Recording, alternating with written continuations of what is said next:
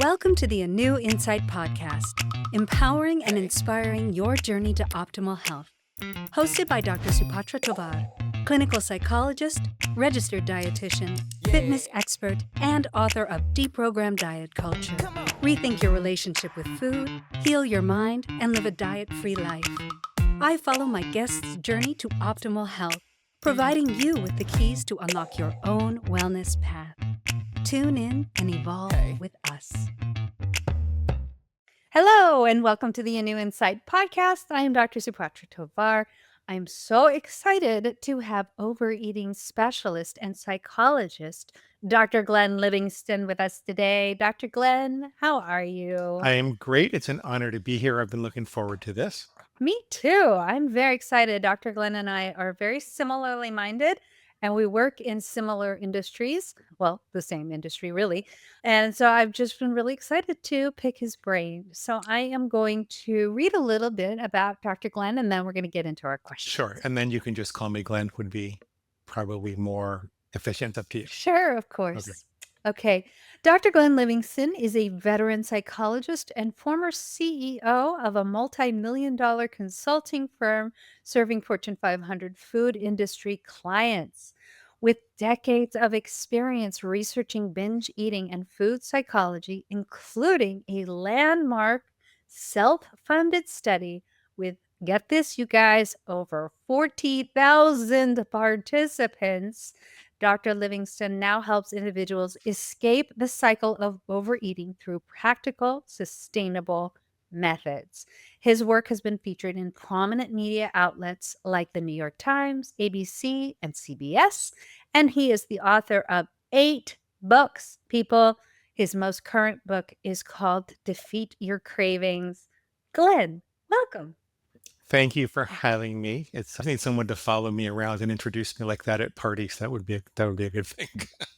It all makes me sound a lot bigger than I am. I'm just a guy who figured out the overeating thing. So. Oh, well, no, you have like amazing experience, and I like to make my bios pop, I tell you. Okay. So tell me, Glenn, I would love to know, what is your inspiration? This is a big part of the first part of my podcast always, is really delving into what inspired people to go into the work that they do. I think that there's something really deep and something that the audience can really glean from when they hear the why behind someone's work. Well, it's not just an intellectual curiosity. It's not like I'm a doctor who just decided to work with overeaters.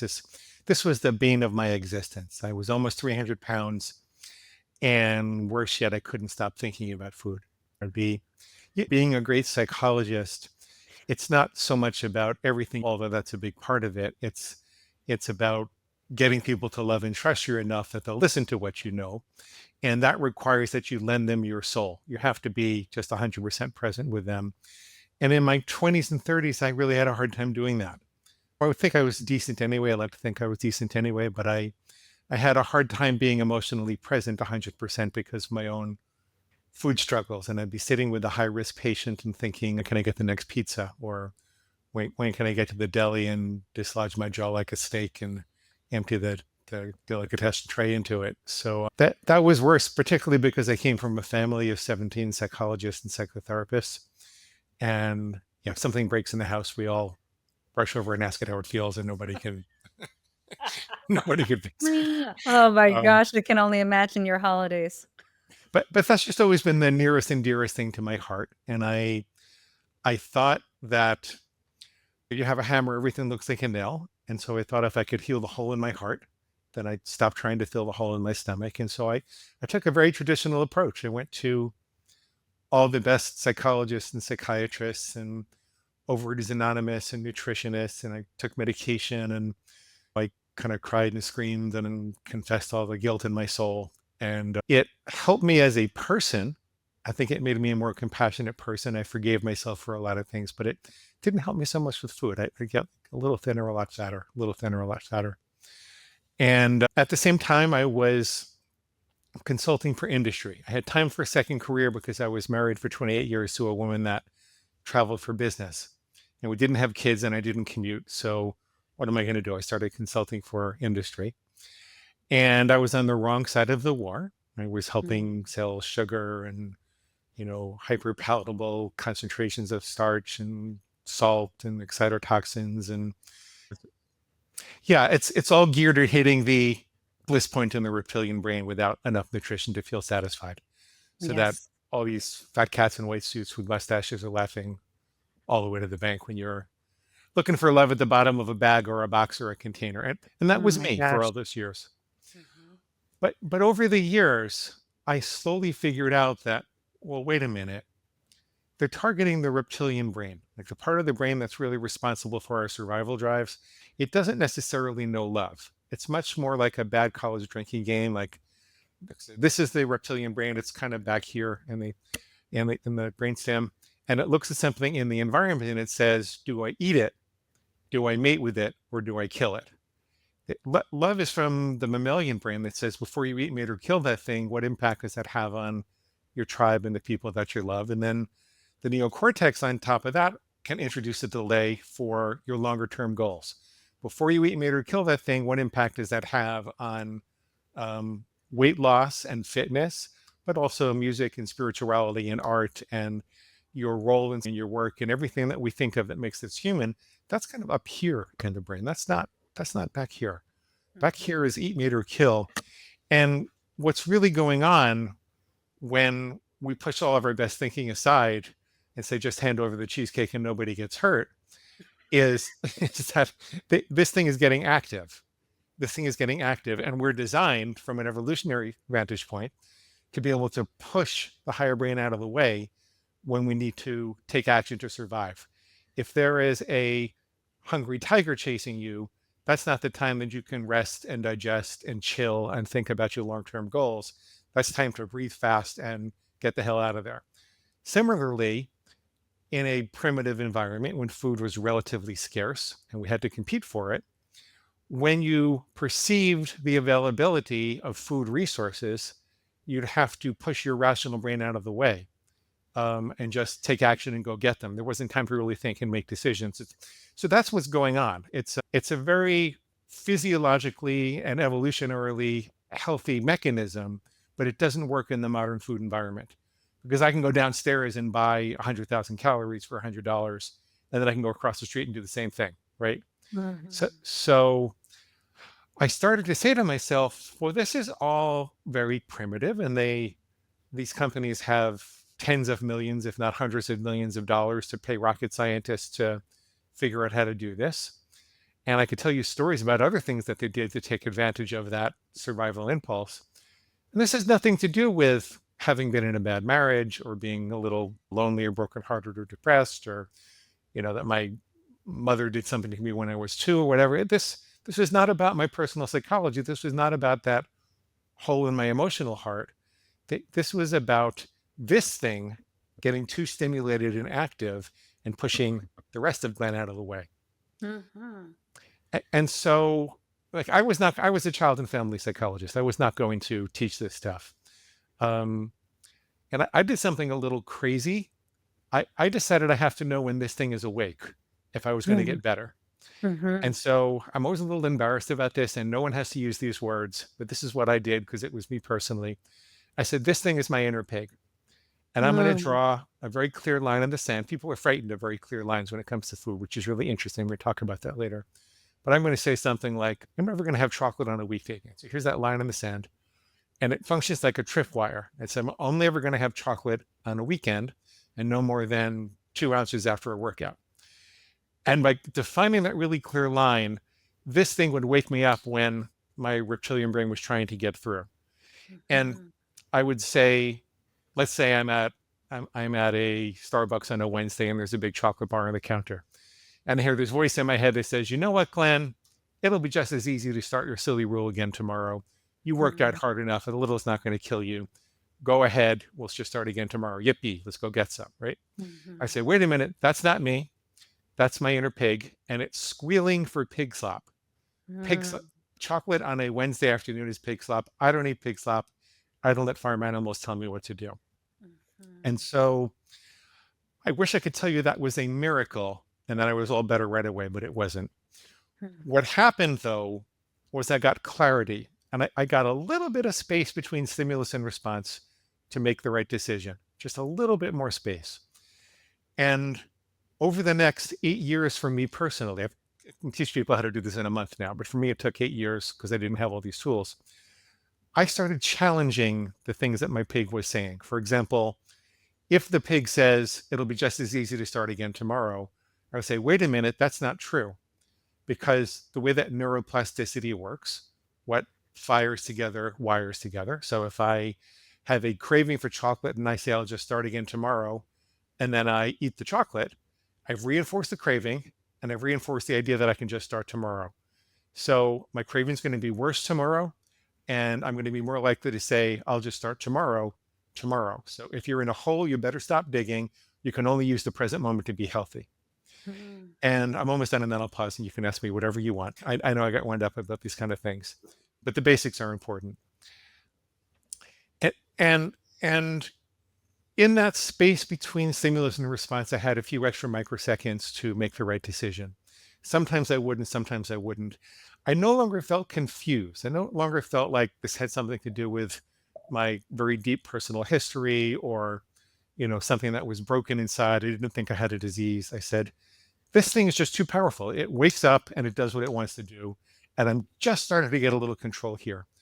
And I focused on that in my journal. And I kept a log of all the things the pig said and all the things that it was wrong about. Mhm. And I gradually pulled this apart. And it became easier and easier to make decisions. I found it was important to make that I could and would follow as opposed to trying to follow a strict diet. I found that the control was more important than the particular diet that I was following. And Mhm. setting low bars worked a lot better than setting high bars to start with. Mhm. I get better. I'm maintaining about 75, 80 pounds from where I was. My blood numbers come down. At one point, my triglycerides were over 1,000. I was not healthy. I was not well. I made Mhm. problems. I get better over that period of time. In 2015, I'm kind of headed towards a divorce, and I realize I'm going to have to do something different. So I call the CEO of a publishing company that I had a minor stake in from all of my business dealings. And I said, I'm trying to figure out what to do. And he says, well, we need to write our own book because we need to show other authors that we know what we're doing with marketing. And I need you to be able to go out and talk about it. And I said, well, I have this crazy journal. He says, I love it. Put it into a book. I take a few months, I put it into a book. 2 weeks later, he calls me back and he says, Glenn, donuts or pig slap. I don't let farm animals tell me what to do. And he proceeds to lose 90 pounds. So we kind of had proof of concept. And I mean, it's not a double blind, statistically controlled, third party university medical study, but it was my friend and I. And we publish it. And we were in marketing for a lot of years. We kind of knew what we were doing, but I had no idea.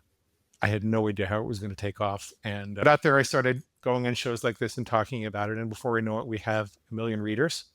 And then Wow. I got a gig on Psychology Today. I got 1 million readers there too. Wrote a bunch more books, wound up running an agency with 2,000 clients over the next 8 years or so. And we were keeping stats on the agency about the efficacy. And we'd find it was really good for people who would engage. Sometimes people buy programs and they don't engage. But for the people who would engage with their coaches, we had an 84% reduction, 89.4% reduction in overeating in the first month. But Wow. it was really good. And basically, I taught people to fix their thinking and take away their excuses really quickly. Mhm. At the 6 month and 1 year mark, it wasn't as good, but it was more like 55, 60%. But it was bimodal, meaning that there were two frequent responses. One was, hey, doc, you took away all my excuses. I don't have any good reasons to do this anymore, but oh, well, what the hell? I just really want to. Screw it, just do it. And Mhm. they stop using the tools, right? Mhm. And then the rest were up like 75, 80%. And they were people who had kept using the tools. And I thought, well, why would you stop using the tools? Like you're making the rules. Nobody's telling you what to do. Nobody's telling you what you can or can't eat. It's a miserable life when you feel like you can't control your food. Like everything from the most mild case where you're just eating beyond your own worst judgment, own best judgment, to feeling like you can't stop eating all day long. It's it's not a happy life, and this is not an invasive procedure. There are no pills or powders or potions you have to buy. There are no surgical procedures you have to go through. There's no recovery. Like, why would people stop doing this? So I really get interested in investigating that over the next year. Mm.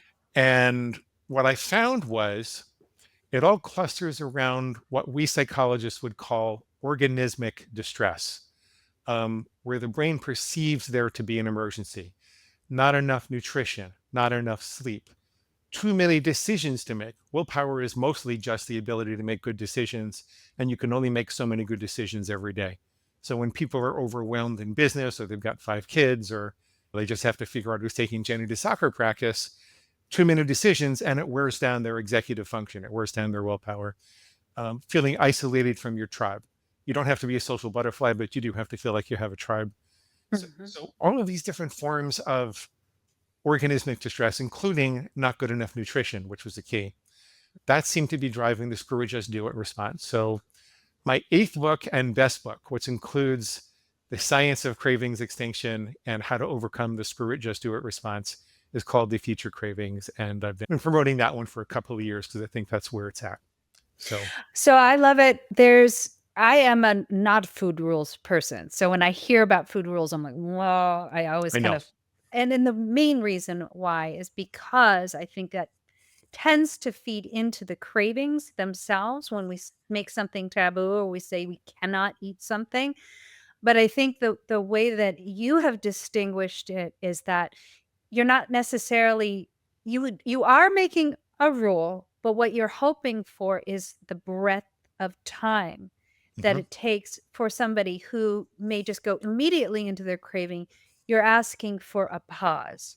And Hmm. I think that that is a really powerful way to kind of in essence, it's kind of urge surfing, where you want the thing, but if you just kind of hold out and think about it a little bit more, you may not want it. And the reason why you may not want it is because you're experiencing this distress, this sudden onset of whatever stress it is, or despair, or loneliness, or whatever you're feeling, and you realize that that your craving is related to that distress. That's where I really kind of delve in with people, Hmm. is what is behind the actual urge.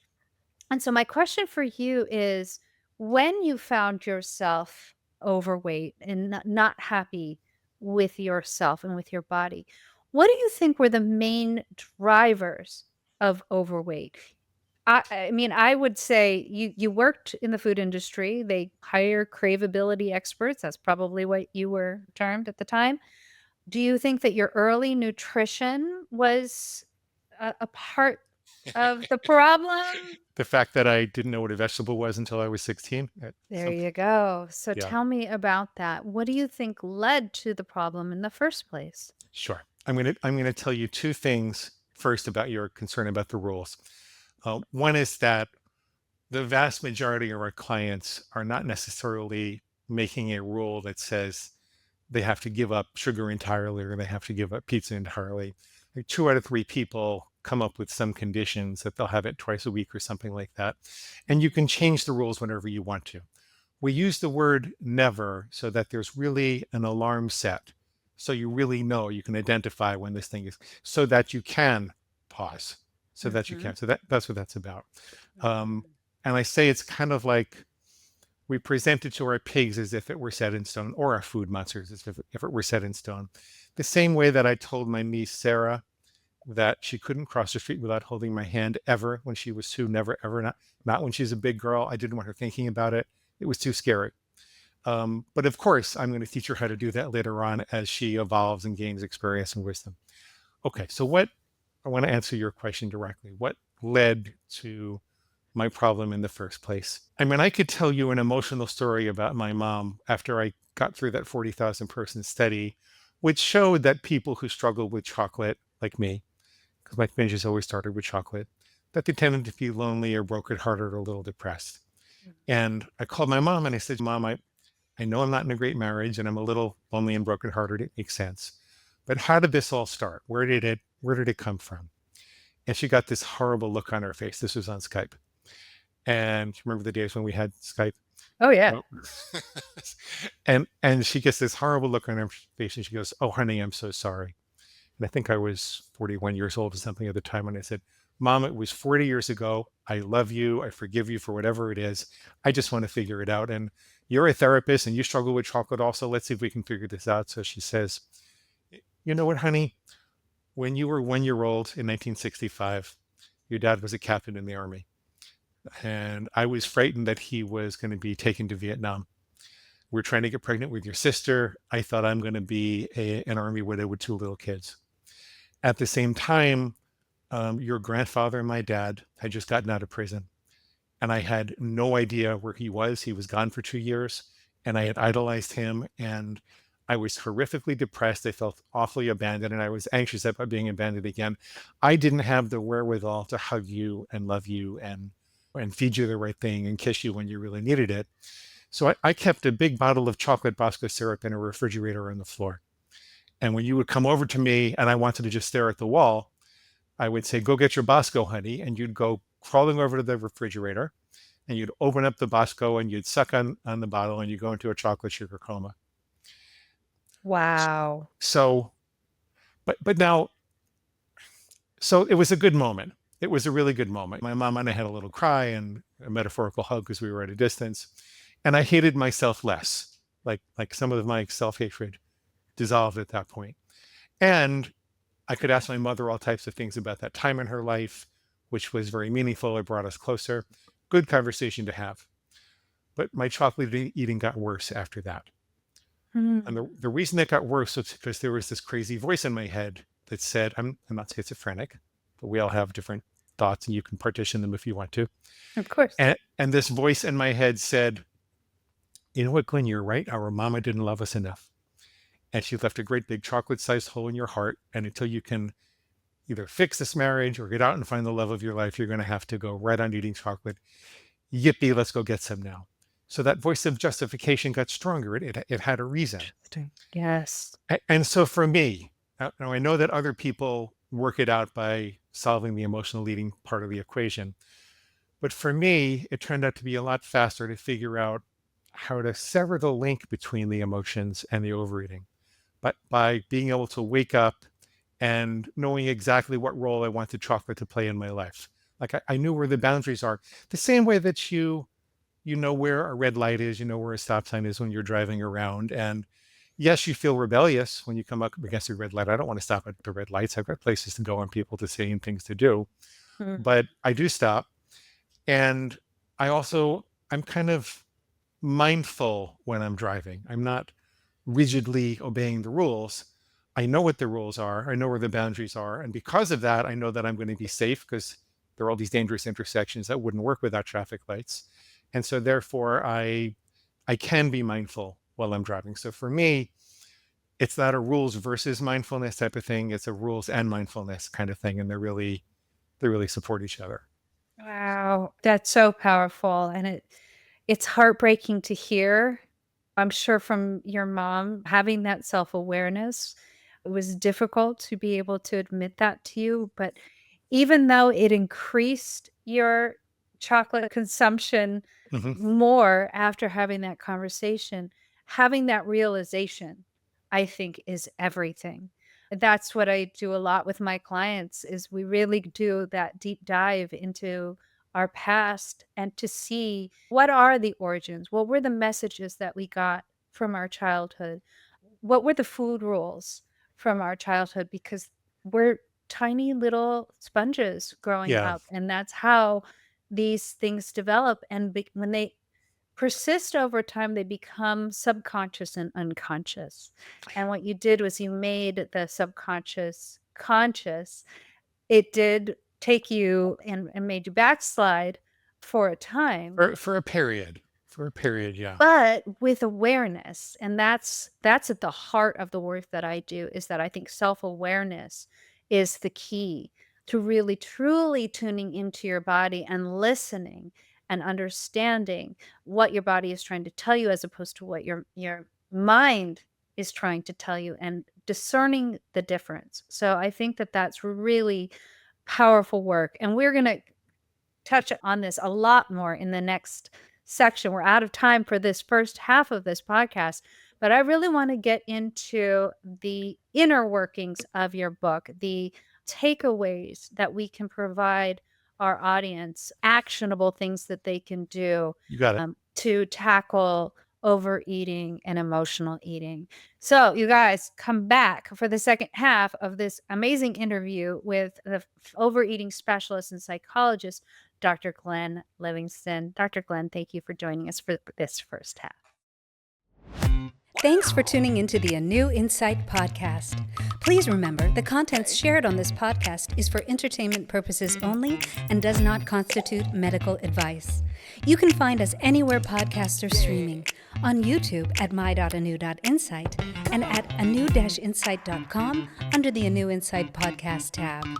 And follow us on our socials at my.anew.insight on Facebook, Instagram, TikTok, and Threads for more updates. Tune in next time and evolve with us.